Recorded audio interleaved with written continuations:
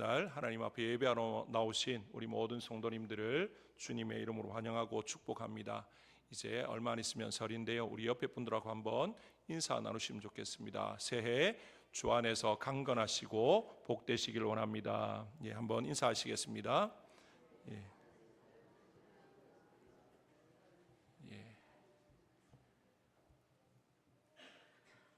어떻게 보면 설날이 있는 게 또 좀 좋은 것 같습니다. 새해를 시작했는데 또 한 번 더 시작하는 느낌이 있어서 또 한 번 더 다짐하고 또 결단하게 되는 것 같아서 명절이라서 좋다기보다 왠지 새해를 두 번 시작하는 것 같은 그런 느낌이 있어서 혹시 이제 지난 거의 한 달 가까운 시간 동안 좀 아쉬움이나 후회가 있었으면 다시 한번 결단을 하고 올 한 해 이렇게 또 살아보겠노라, 또 이렇게 나아갈 수 있는 또 한 번의 기회가 주어지는 것 같아서 개인적으로는 참 좋다라는 생각이 들어지는데요. 우리 모든 성도님들 올 한 해 정말로 하나님 안에서 또 하나님의 기쁨 되어지고 또 하나님께 기도하고 간구하는 모든 것들 하나님께 응답받으시고 또 형통하고 또 복된 이 한 해가 되시기를 주님의 이름으로 축복합니다. 오늘 여호수아 5장 말씀, 어떻게 보면 우리가 그냥 쉽게 잘 지나치는 그런 말씀입니다. 이제 여호수아 1장에 모세의 뒤를 이어서 여호수아가 이스라엘 민족의 지도자로 세워졌을 때 하나님께서 여호수아에게 뭐라고 약속하십니까? 너는 강하고 담대해라, 두려워하지 마라, 내가 너와 함께 하겠다, 하나님이 약속하십니다. 그리고 여호수아 2장에서 여호수아가 정탐꾼을 여리고성에 보내죠. 그 여리고성에 가서 정탐을 하고 오는데 정탐 자체는 실패입니다. 그런데 거기에서 이제 라합을 통한 하나님의 음성을 듣죠. 무슨 음성을 듣습니까? 지금 여리고성의 영적인 상태, 그리고 모든 상황이 지금 아무것도 지금 할 수 없는, 완전히 마비가 되어진, 그들의 마음이 녹아져 있고 싸울 의지나 모든 것들이 없는 그런 상황인 것을 발견하고 돌아오게 되죠. 그러고는 그 정탐꾼들이 그들이 정탐한 걸 말하는 게 아니라 라합이라는 여인을 통해서 들었던 말을 이제 여호수아에게 전하는데, 여호수아 또한 하나님이 이 땅을 우리에게 주셨다, 이 성읍을 우리에게 주셨다라는 걸 확신하게 되고, 하나님께서 또 여호수아를 통해서 이제 요단강을 건너게 하시는 게 여호수아 3장에 나옵니다. 그리고 이제 요단강을 건너서 4장에 보면 길갈에 12돌을 세우고, 또 오늘 본문 앞에 보면 이제 이스라엘 백성들이 광야 40년간 할례를 행하지 못했기 때문에 하나님께서 여호수아에게 명령하셔서 이제 할례를 행하죠. 이제 이 모든 상황들을 하나님의 명령대로 준행하고, 지금 그들이 있는 곳이 어디냐면 여리고성이 바로 코앞에 지척에 있다고 해도 틀리지 않는, 여리고성은 아주 낮고 작은 성이 아니라 아주 크고 견고하고 높은 그런 이제 성벽이 있는 그런 성이다 보니까, 또 거기다가 약간 언덕에 있는 그런 성이다 보니까 이제 더 위험이 굉장했을 겁니다. 오늘 말씀에 여호수아가 여리고에 가까이 이르렀을 때에 라고 이야기합니다. 지금 여호수아의 마음이 어떠했을까 우리가 생각해 보면, 아마 하나님께서 여호수아 1장에서 여호수아에게 강하고 담대하라고 말씀하셨고 두려워하지 말라고 말씀하셨지만, 지금 앞에 펼쳐진 상황, 그리고 이스라엘 백성들의 모습을 보면 너무나도 답답하고 두려움이 막 밀려올 것 같은 그런 상황이 아니었을까 충분히 짐작해 볼 수 있습니다. 왜냐하면 이스라엘 백성들은 광야 지난 40년간 여호수아가 모세 곁에서 지켜봤는데 이들은 만만치 않은 백성입니다. 기회만 주어지면 하나님께 순종하고 하나님의 말씀을 듣고 진격해 나가는 백성이 아니고, 좀 문제만 있으면 하나님을 원망하고 돌을 들어서 모세를 치려고 했고, 그들의 입에서 늘 쏟아져 나오는 말은 무슨 말이었습니까?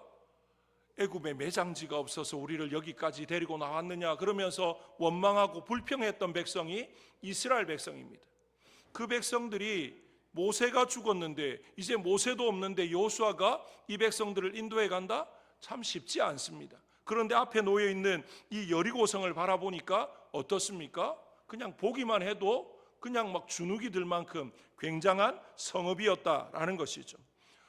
여호수아 입장에서 모세가 있을 때는 그냥 모세가 인도하는 대로 따라가고 모세가 말하는 대로 순종만 하면 다 되었는데, 이제는 자신이 앞장서서 뭔가를 해 나가야 되는 그런 상황이다 보니까 아마 여러 가지 복잡한 마음, 또 두려움과 답답함과 또 불확실에 대한 그런 여러 가지 막막함들이 있었을 것이다 충분히 생각할 수가 있습니다.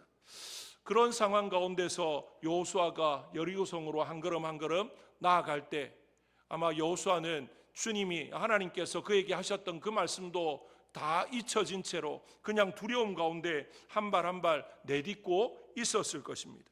그때에 어떤 일이 벌어집니까? 오늘 본문 13절에 보면 여호수아가 여리고에 가까이 이르렀을 때에 눈을 들어본즉 한 사람이 칼을 빼어 손에 들고 마주 서 있는지라 그렇게 지금 말합니다. 그냥 아무 생각 없이 이제 하나님이 명령하신 대로 할례도 다 행했고 그러고는 혼자서 다른 어떤 사람들을 데리고 간 게 아니라 혼자서 여리고성을 보면서 한 발 한 발 그냥 가고 있는데 지금 전쟁하러 가는 것도 아니고 그냥 눈앞에 여리고성이 보이니까 그 여리고성을 향해서 그냥 걸어가고 있을 뿐인데 생각지도 못한 상황이 발생한 거죠. 한 번도 본 적이 없는 낯선 사람이 지금 여호수아 앞에 서 있습니다. 그런데 그 사람이 그냥 서 있는 게 아니라 어떻게 서 있습니까? 칼을 빼들고 서 있습니다. 그래서 여호수아 입에서 그냥 무의식 중에 이런 말이 툭 튀어나온 거죠. 무슨 말입니까? 너는 우리를 위하느냐 아니면 우리의 적들을 위하느냐 그렇게 지금 내뱉습니다. 이 질문은 이스라엘 백성들이 광야길을 걸어오면서 그들이 보여주었던 모든 삶의 문제가 총체적으로 들어있는 그런 질문이다 그렇게 말을 할 수 있습니다. 우리를 위하느냐 우리의 적들을 위하느냐 이 말이 왜 중요한가라는 거죠. 왜냐하면 이 말은 다른 말로 고치면 너는 우리한테 이익을 주는 사람, 우리에게 이익이 되는 사람이냐 아니면 우리에게 손해가 되는 사람이냐 그런 이제 질문인 것입니다. 이스라엘 백성들 한번 보십시오. 이 지리적으로 이렇게 살펴보면 이 애굽에서 이집트에서 이 가나안 땅까지는요 정말 길게 잡아도 한 달이면 충분히 갈 수 있는 거리입니다. 성경학자들은 이야기하기를 열흘이면 간다고 이야기합니다. 열흘은 아이도 있고 노인도 있으니까 좀 무리가 된다 하더라도 아무리 길게 잡아도 한 달, 아니 더 넉넉하게 잡아도 두 달이면 충분히 갈 수 있는 그런 여정인 거죠. 그런데 이스라엘 백성들이 애굽을 떠나서 지금 요단강을 건너 가나안 땅에 들어오기까지 얼마의 시간이 걸렸습니까? 40년이라는 시간이 걸렸습니다. 한 두세 달을 빼더라도 거의 39년 한 9개월, 10개월 정도는 안 해도 되는 시간들을 이제 허비하고 말았다 그렇게 말할 수가 있는 거죠. 그렇게 된 이유가 무엇입니까? 이스라엘 백성들은 하나님의 백성들이었는데 그럼에도 불구하고 지난 40년을 지내면서 한 번도 하나님을 자신의 주인으로 모신 적이 없었던 백성이 이스라엘 백성입니다. 하나님은 그들의 하나님이고 그들의 주인이고 그들의 모든 것 되시는데 그런데 그들은 하나님을 어떻게 대했습니까? 필요할 때 그들이 절박할 때 그들에게 도움을 주는 어떤 도깨비 방망이 정도 그렇게 생각하고 지났던 거죠. 하나님을 주인으로 창조주 하나님으로 인정하고 하나님의 계획과 뜻에 따라서 순종하기를 즐겨했던 적이 지난 40년간 한 번도 없었다라는 것입니다. 언제나 그들이 요구하고 부르짖고 불평했던 내용, 앞서 말씀드린 것처럼 먹을 것을 달라, 목말라 죽겠다, 못 살겠다, 애굽에 매장지가 없어서 이런 말들을 수도 없이 반복했습니다. 성경에 기록한 내용이 그 40년 하루하루 매 시간 단위로 다 기록한 게 아니다 보니까 성경에 기록된 것만 봐도 그런 말들이 수도 없이 반복되는데 진짜 40년의 삶을 돌이켜보면 거의 매일같이 그런 원망과 불평을 쏟아내지 않았을까 충분히 짐작해 볼 수 있습니다. 그럼에도 불구하고 하나님은 그들을 향해서 어떠하셨습니까? 늘 그들을 보듬어 주시고 그들의 그 불평과 원망을 다 들어주셨습니다. 그때에 그들이 하나님이 그들에게 들어주셔서 좀 편해지면 하나님을 더 잘 섬기고 하나님의 말씀에 순종해야 되는데 어떻게 합니까? 오히려 하나님과 더 멀어집니다. 하나님이 원치 않는 그런 우상을 만들고 섬기고 온갖 하나님이 원치 않는 모습으로 살아갔던 거죠. 그러면 또 하나님이 어떻게 하십니까? 자기 백성을 사랑하시니까 그들을 그냥 내버려 둘 수 없어서 징계를 하십니다. 때로는 연병으로, 때로는 불뱀을 보내서 그들을 치시면 또 하나님 앞에 애원하죠. 그러면 또 하나님께서 또 살려주시고, 정말 그 모습이 이스라엘 백성들의 광야 40년의 모습이었다, 그렇게 말할 수 있는 거죠. 오늘날에도 많은 그리스도인들의 이 삶이 이 정도 수준에 머물러 있지는 않는가, 우리 자신들을 또 우리 주변에 한번 돌아볼 필요가 있습니다. 내 인생이 하나님의 아름다운 구원 계획 속에서 만들어지고 순종되고 있는가, 거기에 대한 관심은 별로 없고, 하나님을, 우리의 필요를 채워주시는, 우리의 어떤 것들을 좀 해결해주는 그런 요술램프나 도깨비 방망이 정도로 생각하는 그런 삶의 모습은 아닌가라는 거죠. 오늘 이 시간 예배의 자리에 나오신 우리 성도님들, 가슴에 손을 얹고 우리 스스로에게 한번 진지하게 묻고 대답을 해봤으면 좋겠습니다. 살아가는데 하나님이 절실히 필요하십니까? 정말 하나님이 필요하십니까? 그렇다고 한다면 왜 필요합니까? 하나님이 필요한 이유가 뭡니까? 내가 살아가면서 만나는 시련이나 또 어려움이나 여러 가지 문제들을 해결하고 회복시켜 주실 분이 하나님이기 때문에 그래서 필요하십니까?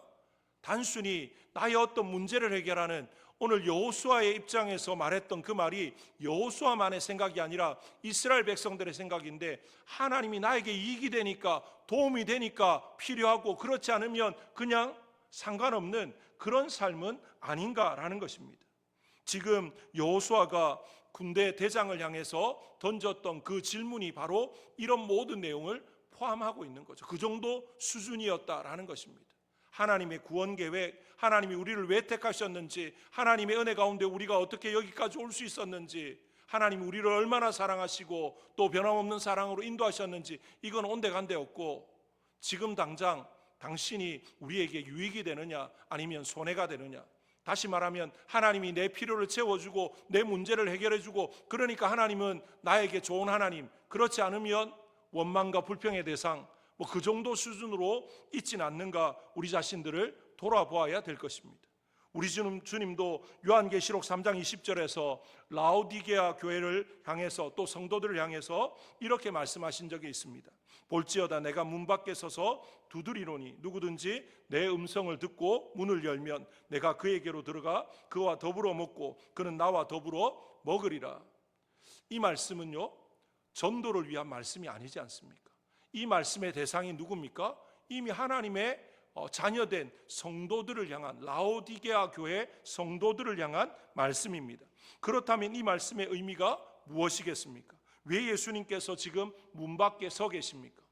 우리가 예수 그리스도를 믿고 영접했을 때 우리 예수님은 어디에 자정하고 계셔야 됩니까? 우리의 마음에, 우리의 왕좌에 자정하고 계셔야 되지 않습니까?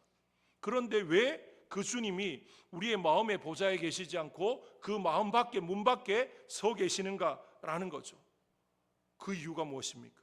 우리가 필요할 때 그때만 문을 열고 예수님을 받아들이고, 우리의 필요가 다 채워지면 예수님을 다시 나가고 문을 걸어 잠그니까 예수님은 문 밖에 서 계시는 것이다, 그렇게 충분히 생각할 수 있는 것입니다.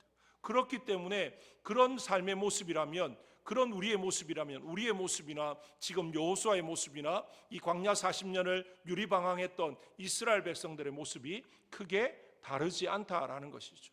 저와 여러분, 이 한 해를 살아가면서 주님을 향해서, 하나님을 향해서 나에게 이익이 됩니까? 손해가 됩니까? 그걸 묻고 따지면서 저울질하는 그 관계가 아니라, 주님이면 충분하고 주님이면 만족하고 주님이 뭐라고 하시든 그 구원 계획 가운데 내가 존재하는 것으로 기뻐하고 즐거워하고 감사함으로 나아가시는 저와 여러분 되시기를 주님의 이름으로 축복합니다. 이제 여호수아의 질문에 대해서 이 군대 대장이 대답을 하게 되어지는데요, 그 대답을 한번 살펴보겠습니다. 그 대답을 보시면 뭐라고 이야기하냐면요, 처음으로 그가 이르되 아니라, 그렇게 지금 말합니다. 이것은 지금 여호수아의 질문에 대한 전체적인 그냥 부정입니다. 무슨 말입니까? 내가 너를 위해서 온 것도 아니고 내 대적을 위해서 온 것도 아니다, 지금 그것 때문에 온 게 아니다라는 말씀이죠. 그러고 이어서 하시는 말씀이 뭐냐면요, 나는 여호와의 군대 대장으로 지금 왔다, 그렇게 지금 말하고 있습니다. 여기서 여호와의 군대가 무엇을 가리키겠습니까? 이 군대는 하늘의 천사들, 천군 천사들, 이제 우리 주님께서 12군단도 더 되는 그 천사들을 동원해서 내가 이걸 할 수 없느냐라고 말씀하셨던 그 천상의 군대가 아니고요, 여기서 말하는 여호와의 군대는 이스라엘 백성들을 가리킨다, 그렇게 볼 수 있습니다. 출애굽기 12장 40절에 보시면 이스라엘 자손이 애굽에 거주한 지 430년이라 430년이 끝나는 그날에 여호와의 군대가 다 애굽 땅에서 나왔은즉이라고 말하면서 이 이스라엘 백성들을 여호와의 군대다, 그렇게 지칭을 하고 있습니다. 이런 개념을 가지고 이 오늘 본문의 14절 말씀을 다시 보면 그가 이르되 아니라 나는 여호와의 군대 대장으로 지금 왔느니라, 이렇게 말씀하시는 것, 문맥상으로 보면요, 하나님의 현현에 해당하는 이 군대 대장이 이스라엘 백성들의 뭐로 오셨다는 겁니까? 사령관으로 친히 오셨다라는 말이 되어지는 거죠. 하나님이 군대를 이끌고 이스라엘 백성들을 도와주기 위해서 하늘의 군대를 끌고 온 게 아니고 하나님이 친히 이 이스라엘 백성들이 하나님의 군대인데 그 군대의 대장이 되어서 지휘관이 되어서 사령관이 되어서 이 전쟁을 앞장서서 지휘하시려고 오셨다, 그런 의미가 되어지는 것입니다.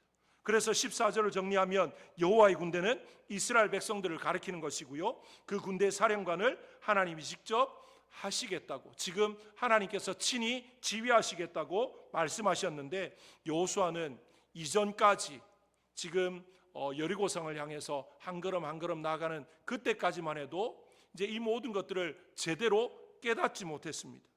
하나님께서 뭐라고 말씀하셨습니까? 내가 너와 함께 하겠다, 너는 두려워하지 마라, 강하고 담대하라, 그렇게 말씀하셨던 그 말씀의 의미가 뭔지 몰랐던 거죠. 여호수아는 그때까지 뭘 생각했습니까? 이 성을 어떻게 점령하지? 이제 모세도 없는데 내가 이 백성을 인도해야 되는데 어떻게 해야 되지? 내가 뭔가 해야 된다 생각하고 자꾸만 고민하고, 그러다 보니까 어떻게 됩니까? 두려울 뿐입니다. 막막합니다. 답답합니다. 아무것도 할 수 없는 그런 복잡한 심정일 뿐이었다라는 거죠. 여호수아는 이제까지만 해도 이 여리고성을 함락함에 있어서 어떻게 해야 될까, 아마 그런 생각을 가지고 남들 이제 백성들은 할례 이후에 그냥 장막에서 쉬고 있었을 것이고, 이 여리고성을 그냥 한번 쭉 둘러보면서 이 성을 어떻게 점령할까, 아마 그런 계획도 세우고 여러 가지 마음으로 걸어갔을 것입니다. 그런데 하나님께서 친히 오셔서 뭐라고 이야기합니까? 내가 이 여호와의 군대인 이스라엘 백성들의 지휘관이 되러 왔다, 그들을 이끌러 왔다, 그렇게 지금 말씀을 하는 거죠. 여기에서 우리가 생각해 볼 수 있는 것은요, 신앙생활은 내가 무언가를 하는 것이 아니다라는 것입니다. 내가 내 힘으로 내 의지로 무언가 하려고 지난날 얼마나 많이 발버둥치고 애썼습니까? 되던가요? 내가 하려고 할 때 되지 않습니다. 신앙생활을 제대로 하는 것은요, 우리의 대장 대신 그 주님 밑으로, 그 아래로 들어가서 주님을 따라가면 되는 것입니다. 내가 뭔가 계획을 세우고 내가 뭔가 작전을 짜고 내가 뭔가 자꾸만 내가 이건 신앙생활의 바른 모습이 아니다라는 거죠. 어떻게 해야 됩니까? 나는 없어지고 주님만 드러나면 됩니다. 주님이 앞서가실 때 그냥 나는 뒤따라가면 되는 것이죠. 내가 뭔가 책임지고 내가 뭔가 계획하고 내가 뭔가 인솔해가는 그런 것이 아니다라는 것입니다. 그런데 우리는 어떻습니까? 급할 때만 하나님을 찾습니다. 하나님께 도움을 청합니다. 급할 때만 부르는 하나님은 그런 하나님이 되기를 원치 않으시는 거죠. 우리와의 관계 속에서 늘 함께 하시면서 우리의 주인 되시기를 원하고 우리의 왕이 되시기를 원하고 우리의 대장 되시기를 원하는데, 우리는 급할 때만 찾는 그런 하나님, 그런 관계를 하나님이 원하시지 않는다라는 거죠. 지금까지의 여호수아와 이스라엘 백성들은 하나님과 그런 관계를 유지하면서 왔었다라는 것입니다. 그래서 하나님이 지금 이 상황 가운데서 무엇을 말씀하고 싶었던 것이겠습니까? 여호수아야, 이 전쟁은 네가 전략을 세우고 네가 뭐 어떤 작전 계획을 세우고 그래서 하는 전쟁이 아니다라는 거죠. 네가 지휘관이 되어서 책임을 져야 되는 그런 전쟁이 아니다라는 것입니다.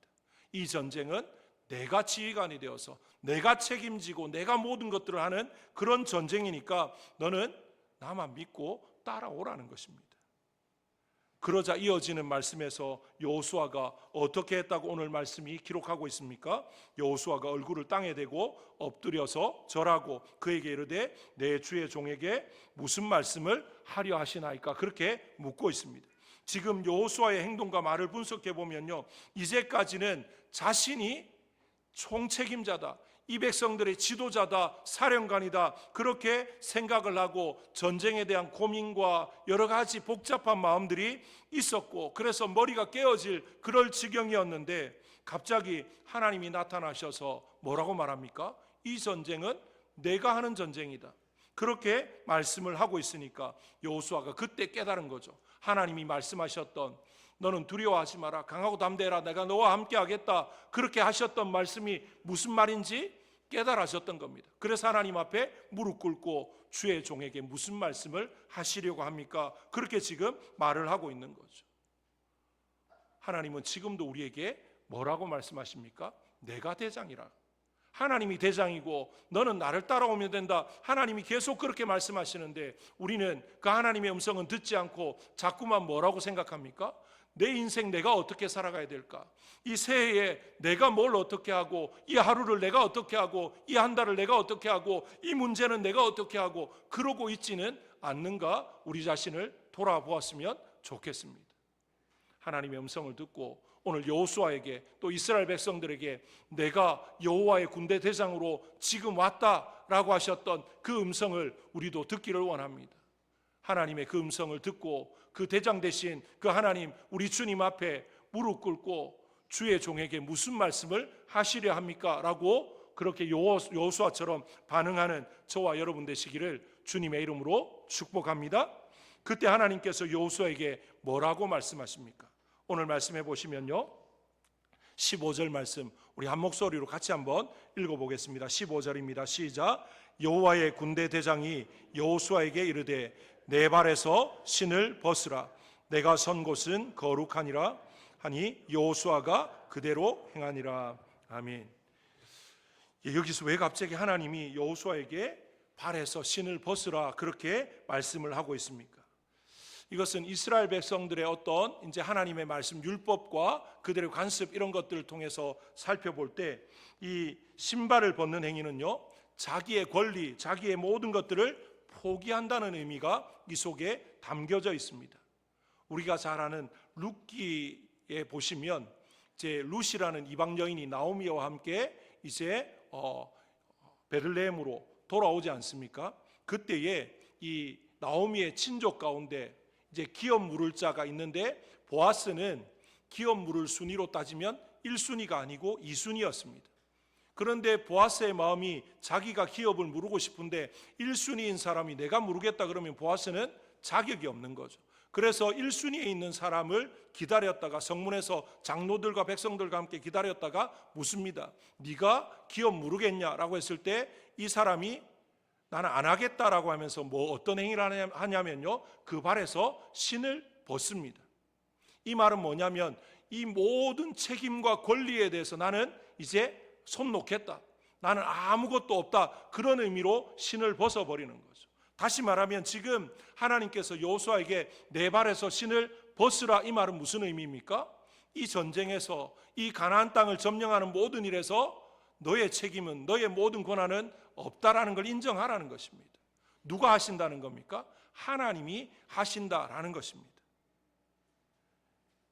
정말 우리가 생각할 때 내 인생 누가 책임진다고 생각하십니까? 하나님이 책임진다고 생각하고 믿고 그대로 고백하고 따라가십니까? 하나님이 책임 안 지면 어떻게, 만에 하나라도 진짜 하나님이 책임 안 지면 내 인생 어떻게, 그래서 혹시나 한 99% 하나님께 넘겨드리고 1% 붙잡고 있다면 이것도 아직까지 뭘 하지 못한 겁니까? 내 발에서 신을 완전히 벗어버리지 못하고 있는 겁니다. 하나님께서 모세를 그 미디안 광야에서 부르실 때 가시떨기 나무 가운데 불꽃으로 그렇게 임하셔서 이제 모세가 가까이 왔을 때 그때도 뭐라고 이야기합니까? 내 발에서 신을 벗으라. 무슨 의미입니까? 네가 하겠다고 생각했던 모든 것들 다 내려놓고 너는 내 말만 듣고 따라오면 된다, 순종하면 된다, 그런 의미로 그 발에서 신을 벗으라, 그렇게 말씀을 하셨던 거죠.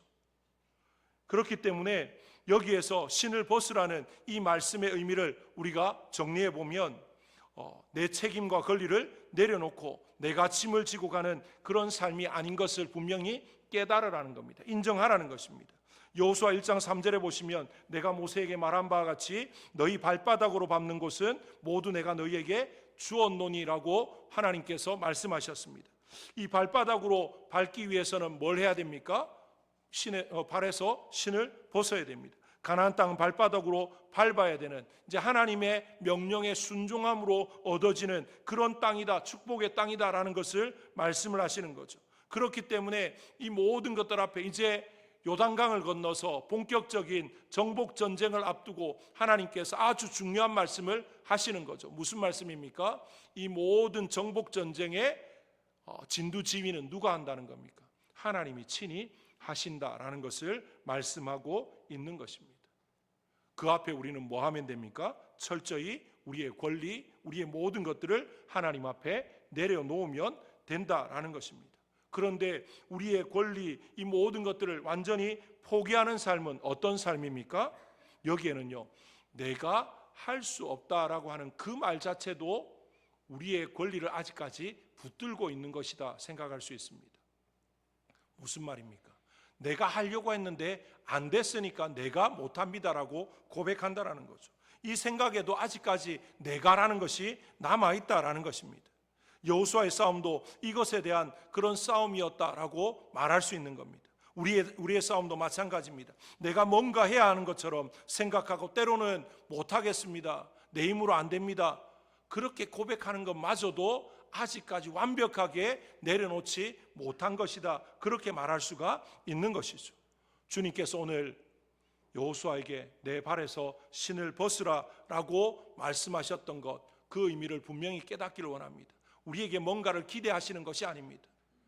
주님이 우리에게 뭔가를 기대하셨다면 정말 죄송하지만 저와 여러분을 택하셨겠습니까? 세상에는 우리보다 더 뛰어난 사람 얼마나 많습니까? 내세울 거 많은 사람 얼마나 많습니까? 뭔가 우리에게 기대하셨다면 우리 말고 다른 사람을 택하셨을 것입니다. 우리를 택하신 이유는 우리에게 뭔가를 기대하신 것이 아니라 우리를 하나님이 더 복되게 하시고 또 하나님이 우리 앞서 행하심으로 하나님이 어떤 분인지를 드러내려고 우리를 택하신 줄로 믿습니다. 그렇다고 한다면 우리는 하나님 앞에 하나님 나는 할 수 없는데요, 이거 못하겠는데요, 이게 아니라 원래 우리는 안 되는 사람입니다. 못하는 사람입니다. 아무것도 아닙니다. 그러니까 철저하게 하나님의 말씀에 순종하고 나아갈 수 있기를 원합니다. 하나님이 뭐라 말씀하시는지, 하나님이 어떤 분인지를 제대로 알아가기만 하면 되는 겁니다. 하나님이 좌하면 그냥 좌하고 따라가면 됩니다. 우하면 우하고 따라가면 됩니다. 하나님이 좌하는데 왜 좌입니까? 묻고 따질 권리가, 자격이 우리에게는 없다라는 것입니다. 그냥 따라가면 됩니다. 그게 하나님이 우리에게 기대하시는 바입니다. 지금 내 발에서 신을 벗으라, 내가 여호와의 군대 대장으로 지금 왔다라고 하는 그 모든 말씀 가운데 담겨져 있는 의미가 그런 의미다라는 것입니다. 2025년 새해 우리는 한 번도 살아보지 않은 새로운 시간이지 않습니까? 무슨 일이 일어날지 아무것도 모릅니다. 하지만 하나님은 다 아십니다. 그 하나님 믿고 의지하고 따라가면 되는 줄로 믿습니다. 하나님을 절대 앞서가지 마시길 바랍니다. 하나님이 앞서가시고 우리는 그 하나님의 뒤만 따라가면 되는 거죠.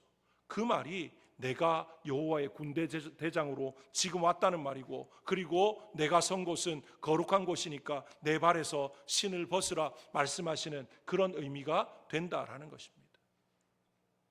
이제까지는 주님 앞서가십시오, 주님 말씀하십시오, 내가 따라가겠습니다, 순종하겠습니다 말해놓고 때에 따라서는 내가 앞서가기도 하고 내가 더 급하게 뭔가 하기도 하고 그래서 실패하고 좌절하고 낙심하고 그랬던 경험들이 얼마나 많습니까?